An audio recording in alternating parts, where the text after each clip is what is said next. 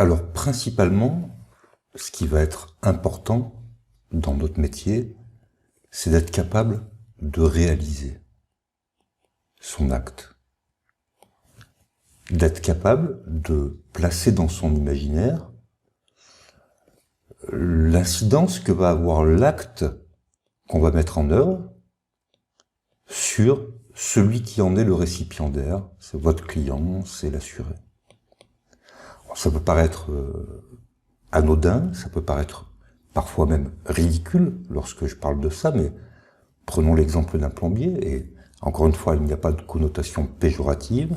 Lorsque le plombier réalise une brasure sur un cuivre, c'est un acte technique qui n'a pas une grande importance en soi. Le plombier rentre chez lui, mais pour l'assuré, pour le client, c'est l'assurance d'avoir de l'eau chaude le soir. Et Dieu sait qu'en ce moment, on en a besoin. Donc la réalisation de l'acte du plombier, qui pour lui est un acte purement technique, se traduit pour le client comme du confort. Ça peut paraître, encore une fois, je le dis, ridicule, mais prenons l'exemple beaucoup moins anodin, pardonnez-moi, d'un charpentier ou d'un couvreur.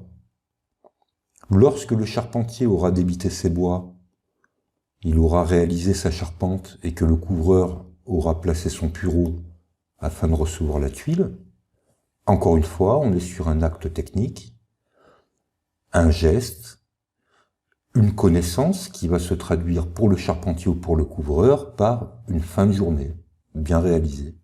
Mais elle va se traduire pour l'assuré ou pour le client par de la sécurité de ne pas avoir de voie d'eau, la sécurité d'avoir un toit sur sa tête. Imaginons 2 secondes ce que ça peut traduire pour un maçon. Alors un maçon qui aime son métier va faire un appareillage parfait, avec une ligne de joint parfaitement linéaire, homogène, avec le respect du chaînage, avec le respect des linteaux, avec le respect du sismique, et même avec une certaine forme, c'est vrai, une certaine forme d'esthétisme, c'est-à-dire qu'on aura presque envie de ne pas façader la maison tellement l'appareillage sera beau. Ça se traduit pour lui, encore une fois, je reviens là-dessus, c'est récurrent, c'est normal, par une journée bien faite et bien finie, par une réalisation et un acte correctement mis en œuvre. Mais pour l'assuré, ou pour le client, ça se traduit par de la sécurité, d'avoir du bâti durable, pérenne. Ça se traduit par du bien vivre, et ça se traduit par la possibilité, peut-être, un jour de revendre, et d'être certain que la revente se fasse dans de bonnes conditions, parce que le bâti sera de bonne qualité. Et un dernier exemple avec un électricien. Pour un électricien, ce qu'il a appris à l'école, au CAP, au BEP, avec son maître d'apprentissage, ça peut paraître très, très simple. Correctement faire ses liaisons dans le tableau, faire sa goutte d'eau, respecter le serrage. Mais pour l'assurer, c'est la certitude de ne pas avoir d'incendie. Mais c'est surtout de la lumière. Qui peut se permettre aujourd'hui, dans quel métier, sincèrement, on peut se permettre aujourd'hui de dire qu'on donne de la lumière aux gens? Mais vraiment, quoi, je veux dire, c'est enlever le côté spirituel, soyons factuels. Aujourd'hui, un électricien donne de la lumière aux gens.